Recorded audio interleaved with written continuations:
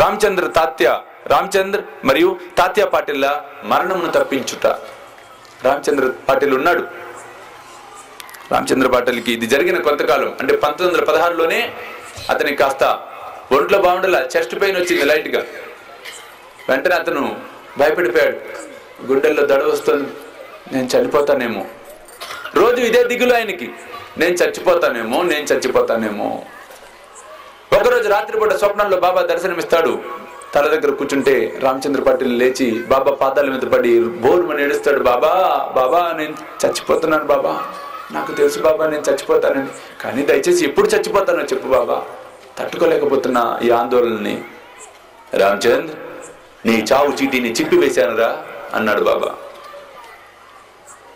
రామచంద్ర ఆశ్చర్యపోయాడు.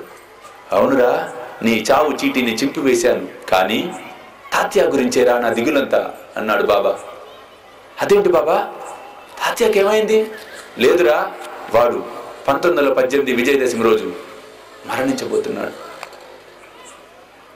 గుండె బయలుపోయింది రామచంద్ర పాటిల్కి. కారణం రామచంద్ర పాటిల్ తాత్య కొత్తే పాటిల్ సన్నిహితంగా ఉండేవారు. ఇద్దరు ఎక్కడికి వెళ్తున్నా ఇద్దరు కలిసి వెళ్ళేవారు, ఏ పని చేస్తున్నా కలిసి చేస్తూ ఉండేవారు. అదేంటి బాబా, వాడు చిన్నవాడు కదా బాబా, అవన్నీ నీకు తెలియవురా, ఈ విషయం ఎవరికన్నా చెప్పావో చూసుకో అన్నాడు బాబా. హెచ్చరించాడు, చెప్పకు ఎవరికి. రామచంద్ర పాటిల్ ఒకటి పోయి ఇంకో టెన్షన్ పట్టుకుంది. అంతవరకు తను చనిపోతానేమో అని భయం. ఇప్పుడు తాత్యాన్ని చూసినప్పుడల్లా బాధపడుతుండేవాడు. పక్కకి వెళ్ళి అయ్యో పిచ్చివాడు పాపం, తల్లి లేని బిడ్డ, వీడు పోతాడు. ఎందుకంటే బాబా చెప్పింది యథార్థం, సత్యం, అది అవుతుంది.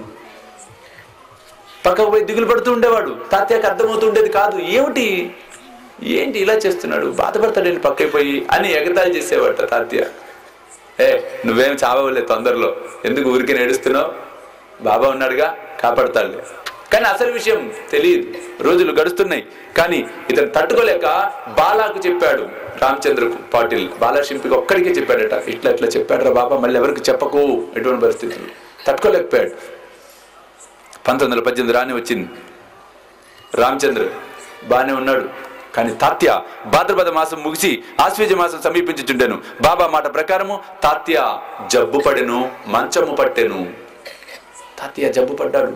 క్షయరోగం వస్తోంది అతనికి, దగ్గు, రక్తపు వాంతులు. పరిస్థితి రామచంద్ర పాటిల్కి అర్థమైపోయింది. అమ్మో, బాబా చెప్పింది అర్థమైపోతుంది, అయ్యో విడిపోతాడు నిజంగానే అని చెప్పి ప్రతిరోజు అనుక్షణం బాధపడుతున్నాడు. తాత్య కొత్తే పాటిల్ రోజు రోజుకి నీరసించిపోతున్నాడు. విచిత్రమైన పరిస్థితి చూడండి. 1918 అక్టోబర్ 15 రానే వచ్చింది.